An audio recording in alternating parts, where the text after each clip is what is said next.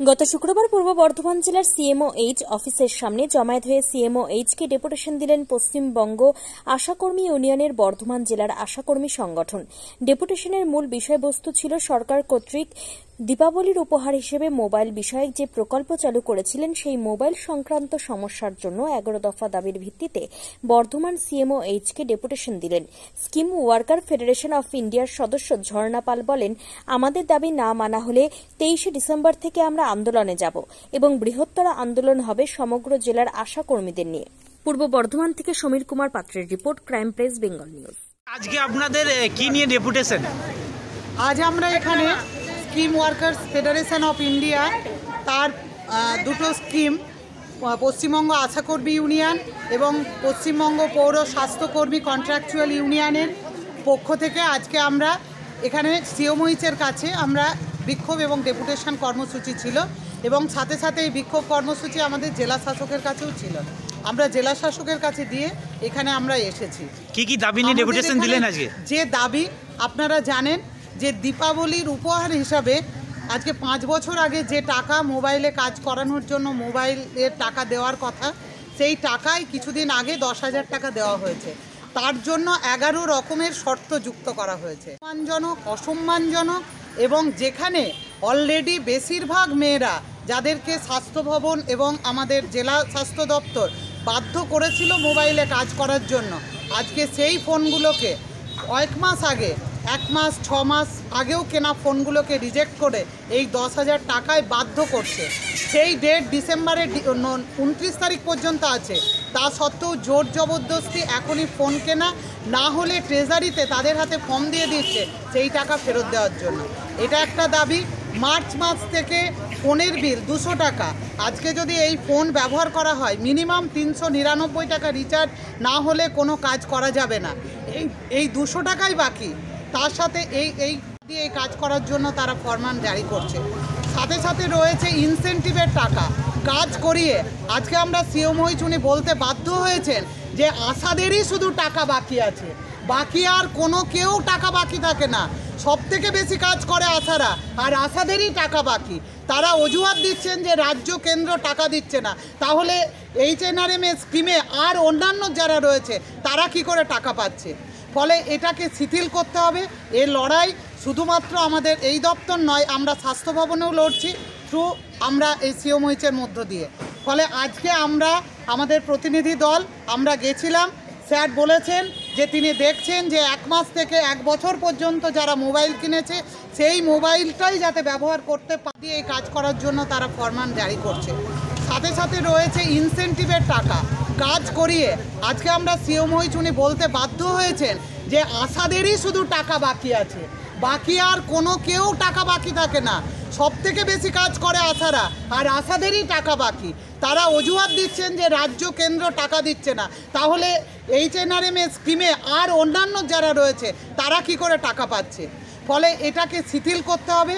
এর লড়াই শুধুমাত্র আমাদের এই দপ্তর নয়, আমরা স্বাস্থ্য ভবনেও লড়ছি থ্রু আমরা এই সিএমওএইচের মধ্য দিয়ে।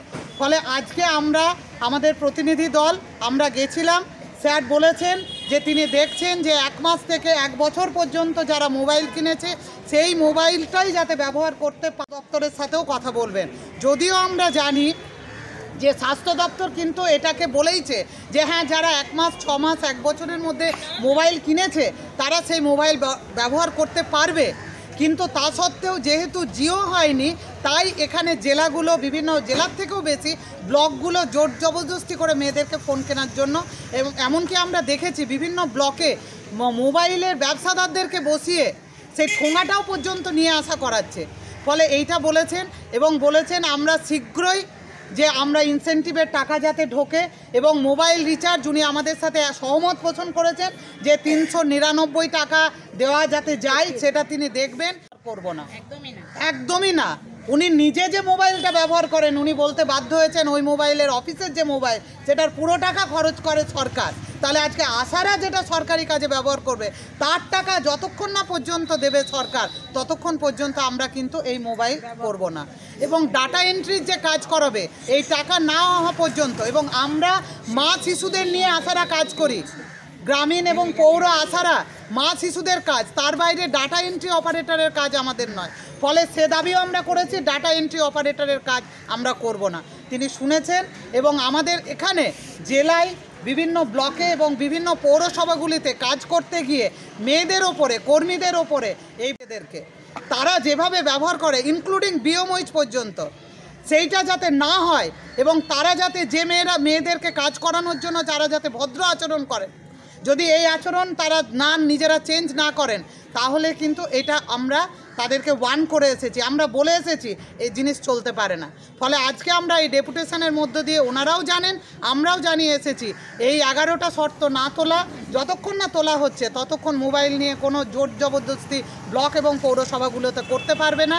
অবিলম্বে ইনসেন্টিভের টাকা দিতে হবে বলেছেন, অ্যাজ সুন অ্যাজ পসিবল আমরা আসলেই দেব, এবং বলেছেন মোবাইল রিচার্জ 399 যাতে আমরা আপনাদের কাছে ঘোষণা করছি এবং সব মেয়েদের কাছে আমরা ঘোষণা করছি। এ দাবি যদি আমাদের পূরণ না হয়, আমরা আশাকর্মী ইউনিয়ন পশ্চিমবঙ্গ এবং পৌর স্বাস্থ্যকর্মী কন্ট্রাকচুয়াল ইউনিয়ন 23শে ডিসেম্বর থেকে আমরা কর্মবিরতিতে যাব। পশ্চিমবাংলার স্বাস্থ্য ব্যবস্থা কোথায় গিয়ে দাঁড়ায় সেটা আমরা দেখিয়ে দেব। এটা আজকে আমরা বলে এসেছি, এটা আমাদের ঘোষিত কর্মসূচি। ফলে আমরা মনে করি, আমরা সব মেয়েদেরকে মনে করি কোনো ভয়ের কিছু নেই। ব্লকে যারা অফিসার আছে তারা বাঘ ভাল্লুক নন, তারা আমাদের কাজ নিয়ে তারা কাজ করেন, আমাদের কাজ নিয়ে তারা মাইনে পান, তাদের মাইনের টাকা বাকি থাকে না, বাসাদের মাইনের টাকা বাকি থাকে। তাহলে তাদের টাকা, আমাদের টাকা যতক্ষণ না পর্যন্ত ঢুকবে, আমাদের মোবাইল রিচার্জ যতক্ষণ না হবে, এবং 1 মাস থেকে 1 বছর পর্যন্ত মোবাইল নিতে হবে, এবং ওই তো ইনসেন্টিভের টাকা 4 মাস। এবং আমাদের অবশ্যই আপনারা যেটা জানেন, যেটা নিয়ে লড়াই, যে 15,000 টাকা আমাদের ফিক্সড মাথা করতে হবে, এই দাবি নিয়ে লড়াই চলবে। এ দাবি যদি না মেটে, আগামী 23শে ডিসেম্বরের পর থেকে পশ্চিমবঙ্গ আশাকর্মী ইউনিয়ন, পশ্চিমবঙ্গ পৌর স্বাস্থ্যকর্মী কন্ট্রাকচুয়াল ইউনিয়ন কর্মবিরতিতে যাব। ঠিক আছে? আপনার নাম পরিচয়? ঝর্ণা পাল, আমি Paschimbanga scheme workers federation of India তার পূর্ব বর্ধমান জেলার দায়িত্বে।